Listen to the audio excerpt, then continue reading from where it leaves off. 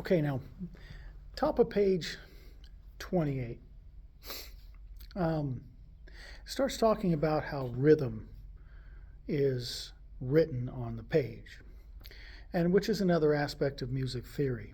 Remember, music theory is just reading, writing, and analyzing music. Yeah, and um, and when you look at what we call the prototonalities of music, it's basically sound, silence, and duration or time, the time that you apply to those sounds and silences, the length of time. And so it talks about whole, half, and quarter. Well, a whole note, one whole entire note, generally lasts 4 counts. 1, 2, 3, 4, within most parameters. And for every sound, there's a silence that goes with it. So if there's a whole note, 1, 2, 3, 4, there must be a whole silence as well. And we call those silences rests. You don't rest. In fact, you got to be more active during those silences so you don't miss them when you're done and you got to jump back in, right? So a whole note lasts 4 counts. It looks kind of like an open oval. Yeah. And then the whole rest is a little rectangle that kind of attaches to the underside of one of the lines on the staff.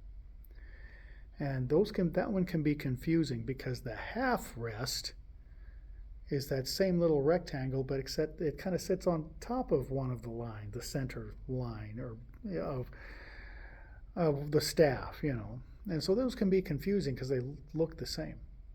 But a half rest, when you take a whole note, which is like an open oval, and you do and then you add a stem to it, either up or down, you're cutting that note in half. So 1/2 of a note has got to be 2 counts. And so there must also be a half rest, so a 2-count silence. And then a quarter note, you take your oval and darken it all the way in with the stem on it, and that's 1 count, quarter note. The quarter rest, though, is kind of weird. It just looks like a weird squiggle. It really does. But those are whole, half, and quarters. So a whole note gets 1, 2, 3, 4. A whole silence gets, a half note gets 1, 2, a half rest. A quarter note gets 1, a quarter rest gets 1. And that's how you count things. And that's something you have to practice a lot. Remember, they don't teach reading music at the beginning. They teach enjoying music at the beginning.